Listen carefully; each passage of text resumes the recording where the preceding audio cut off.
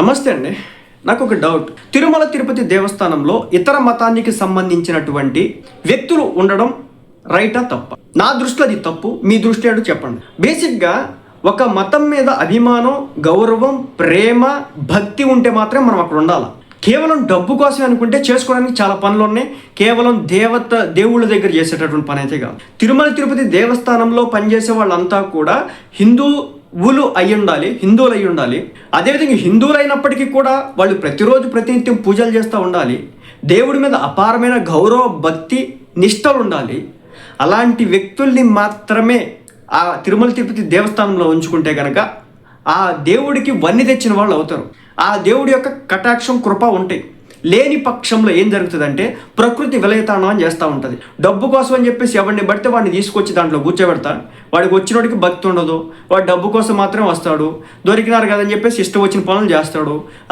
అప్పుడప్పుడు ఆ తిరుమల కొండ మీద బిర్యానీలు తింటా, చికెన్ తింటా ఉన్న వాళ్ళని చూసినప్పుడు నాకు ప్రతిసారి అదే అనిపిస్తూ ఉంటుంది. లేదంటే ప్యాక్ ఆటలు ఆడతా కనిపించిన వాళ్ళని చూస్తే అదే అనిపిస్తుంది. ఏంటి ఇలా దొంగతనాలు చేసే వాళ్ళంతా చూస్తే కనుక తిరుమల తిరుపతి దేవస్థానంలో మన పరకామణి కేసులో దొరికినారు కదా, వీళ్ళకి దేవుడి మీద భక్తి లేదు, భయం లేదు. కలియుగ దైవంగా ప్రపంచవ్యాప్తంగా కొలుచుకుంటున్నటువంటి ఒక దేవుడి యొక్క హుండీలో ఉన్నటువంటి డబ్బునే దొంగతనం చేయాలని చెప్పేసి ఒక వ్యక్తి కాంక్షించినాడంటే ఆ వ్యక్తికి ఆ దేవుడి మీద గౌరవం లేనట్టే. అంటే అక్కడికి వచ్చేటటువంటి ప్రతి వ్యక్తి కూడా దైవం మీద భక్తి ఉంటే మాత్రమే అక్కడ ఉద్యోగాలకు రావాలి. ఉద్యోగం చేసుకుని వేరే మార్గాలు ఉన్నాయి. నీకు అదేవిధంగా ఇప్పుడు మన టెంపుల్స్, చర్చెస్ ఉన్నాయి. చర్చెస్లో ఒక హిందూ మతానికి సంబంధించినటువంటి ఒక వ్యక్తిని తీసుకొచ్చి చర్చిలో పాస్టర్గా ఇచ్చే ఉద్యోగం అంటే ఏమన్నా సమంజసమా? తప్పు కదా. లేదు డబ్బులు లెక్కించడానికి, కానుకలు లెక్కించడానికి ఒక వ్యక్తిని జాయిన్ చేపిస్తే హిందూ మతానికి సంబంధించి ప్రతినిత్యం అతను లేచినప్పటి నుంచి హిందూ పూజలు చేసేటటువంటి వ్యక్తిని తీసుకొచ్చి చర్చిలో కూర్చోబెట్టే సమంజసమా? అదేవిధంగా మసీదులో కూడా హిందూ మతానికి సంబంధించి, క్రైస్తవ మతానికి సంబంధించినటువంటి వ్యక్తుల్ని తీసుకొచ్చి అక్కడ పూజలు, పలహారాలు లాంటివి చేయించడం కనుక చేస్తే ఏమైనా సమంజసం కాదు. కాబట్టే మసీదులో ఉండే వాళ్ళంతా కూడా ముస్లిమ్స్ ఉండాలా, చర్చెస్లో ఉండే వాళ్ళంతా కూడా క్రిస్టియన్స్ ఉండాలా, టెంపుల్స్లో ఉండే వాళ్ళంతా హిందూస్ ఉండాలి. అంతేగాని ఇది సెక్యులరిజం అని చెప్పేసి మసీదులో వచ్చేసి హిందువులు, క్రిస్టియన్స్ ఉండడం, చర్చిలో వచ్చేసి ముస్లింలు, హిందూస్ ఉండడం, అదేవిధంగా టెంపుల్లో వచ్చేసి క్రిస్టియన్స్ అను ముస్లింలు ఉండడం సమంజసమే కాదు. కంప్లీట్గా ఎవరైతే ఇప్పుడు ఉద్యోగాలు చేస్తూ ఉన్నారో, క్రైస్తవ మతాన్ని అనుసరిస్తూ ఉన్నారో, లేదంటే ఇస్లాం మతాన్ని అనుసరిస్తూ ఉన్నారో, తిరుమల తిరుపతి దేవస్థానంలో ఏ పని చేస్తున్నా సరే వాళ్ళందరినీ కూడా తీసేయడమే మంచిది. ఇంకో మాట కూడా చెప్తున్నా, తిరుమల తిరుపతి దేవస్థానంలో చివరాఖరికి హయ్యర్ పొజిషన్ దగ్గర నుంచి మొదలు పెడితే కింద పనిచేసేటువంటి గార్డు వరకు కూడా ఇతర మతస్థుల్ని పెట్టాల్సినంత అవసరం లేదు. నాకు ఒక మిత్రుడి ద్వారా ఒక విషయం తెలుసు. నాకు ఏదో మాటల సందర్భంలో వచ్చింది.